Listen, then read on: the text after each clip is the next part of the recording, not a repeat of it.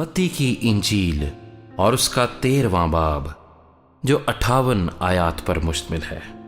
उसी रोज यीशु घर से निकलकर झील के किनारे जा बैठा और उसके पास ऐसी बड़ी भीड़ जमा हो गई कि वो कश्ती पर चढ़ बैठा और सारी भीड़ किनारे पर खड़ी रही।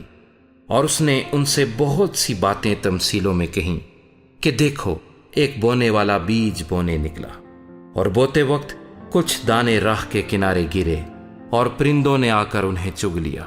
और कुछ पथरीली जमीन पर गिरे जहां उनको बहुत मिट्टी ना मिली और गहरी मिट्टी ना मिलने के सबब से जल्द उगाए, और जब सूरज निकला तो जल गए और जड़ होने के सबब से सूख गए। और कुछ झाड़ियों में गिरे और झाड़ियों ने बढ़कर उनको दबा लिया। और कुछ अच्छी जमीन में गिरे और फल लाए, कुछ 100 गुना, कुछ 60 गुना, कुछ 30 गुना। जिसके कान हों वो सुन ले। शागिर्दों ने पास आकर उससे कहा, तू उनसे तमसीलों में क्यों बातें करता है? उसने जवाब में उनसे कहा, इसलिए कि तुमको आसमान की बादशाही के भेदों की समझ दी गई है, मगर उनको नहीं दी गई। क्योंकि जिसके पास है उसे दिया जाएगा और उसके पास ज्यादा हो जाएगा, और जिसके पास नहीं है उससे वो भी ले लिया जाएगा जो उसके पास है। मैं उनसे तमसीलों में इसलिए बातें करता हूं कि वो देखते हुए नहीं देखते और सुनते हुए नहीं सुनते और नहीं समझते। और उनके हक में यशायाह की ये पेशनगोई पूरी होती है कि तुम कानों से सुनोगे पर हरगिज ना समझोगे, और आंखों से देखोगे पर हरगिज मालूम ना करोगे।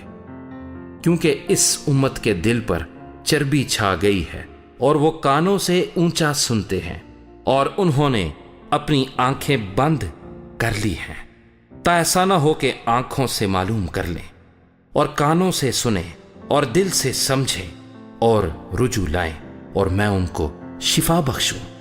लेकिन मुबारक हैं तुम्हारी आंखें, इसलिए कि वो देखती हैं, और तुम्हारे कान इसलिए कि वो सुनते हैं।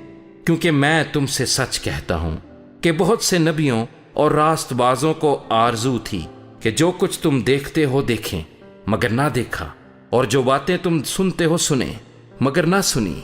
बस बोने वाले की तमसील सुनो।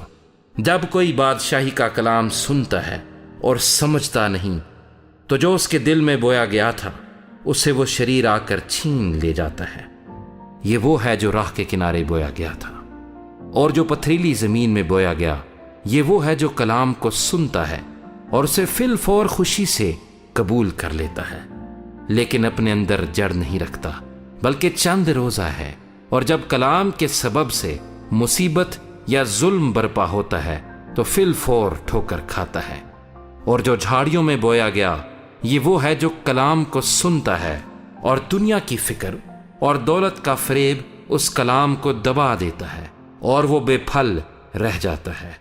और जो अच्छी जमीन में बोया गया, ये वो है जो कलाम को सुनता और समझता है और फल भी लाता है। कोई 100 गुना फलता है, कोई 60 गुना, कोई 30 गुना। उसने एक और तमसील उनके सामने पेश करके कहा कि आसमान की बादशाही उस आदमी की मानिंद है जिसने अपने खेत में अच्छा बीज बोया, मगर लोगों के सोते में उसका दुश्मन आया और गेहूं में कड़वे दाने भी बो गया। बस जब पत्तियां निकली और बालें आईं तो वो कड़वे दाने भी दिखाई दिए। नौकरों ने आकर घर के मालिक से कहा, आए खुदावंद, क्या तूने अपने खेत में अच्छा बीज ना बोया था? उसमें कड़वे दाने कहां से आ गए? उसने उनसे कहा, ये किसी दुश्मन का काम है। नौकरों ने उससे कहा, तो क्या तू चाहता है कि हम जाकर उनको जमा करें? उसने कहा, नहीं, ऐसा ना हो कि कड़वे दाने जमा करने में तुम उनके साथ गेहूं भी उखाड़ दो। कटाई तक दोनों को इकट्ठे बढ़ने दो, और कटाई के वक्त मैं काटने वालों से कह दूंगा कि पहले कड़वे दाने जमा कर लो और जलाने के लिए उनके गट्ठे बांध लो, और गेहूं मेरे खत्ते में जमा कर दो। उसने एक और तमसील उनके सामने पेश करके कहा कि आसमान की बादशाही उस राई के दाने की मानिंद है जिसे किसी आदमी ने लेकर अपने खेत में बो दिया। वो सब बीजों से छोटा तो है, मगर जब बढ़ता है تو سب ترکاریوں سے بڑا اور ایسا درخت ہو جاتا ہے کہ ہوا کے پرندے آ کر اس کی ڈالیوں پر بسیرا کرتے ہیں۔ اس نے ایک اور تمثیل ان کو سنائی کہ آسمان کی بادشاہی اس خمیر کی مانند ہے جسے کسی عورت نے لے کر 3 پیمانہ آٹے میں ملا دیا، اور وہ ہوتے ہوتے سب خمیر ہو گیا۔ یہ سب باتیں یسوع نے بھیڑ سے تمثیلوں میں کہیں، اور بغیر تمثیل کے وہ ان سے کچھ نہ کہتا تھا، تاکہ جو نبی کی معرفت کہا گیا تھا وہ پورا ہو کے میں تمثیلوں میں اپنا منہ کھولوں گا، میں ان باتوں کو ظاہر کروں گا جو بنائے عالم سے پوشیدہ رہی ہیں۔ اس وقت وہ بھیڑ کو چھوڑ کر گھر میں گیا، اور اس کے شاگردوں نے اس کے پاس آ کر کہا کہ کھیت کے کڑوے دانوں کی تمثیل ہمیں سمجھا دے۔ اس نے جواب میں کہا کہ اچھے بیج کا بونے والا ابن آدم ہے، اور کھیت دنیا ہے، اور اچھا بیج بادشاہی کے فرزند اور کڑوے دانے اس شریر کے فرزند ہیں۔ جس دشمن نے ان کو بویا وہ ابلیس ہے، اور کٹائی دنیا کا آخر ہے، اور کاٹنے والے فرشتے ہیں۔ پس جیسے کڑوے دانے جمع کیے جاتے اور آگ میں جلائے جاتے ہیں، ویسے ہی دنیا کے آخر میں ہوگا۔ ابن آدم اپنے فرشتوں کو بھیجے گا، اور وہ سب ٹھوکر کھلانے والی چیزوں اور بدکاروں کو اس کی بادشاہی میں سے جمع کریں گے، اور ان کو آگ کی بھٹی میں ڈال دیں گے، وہاں رونا اور دانت پیسنا ہوگا۔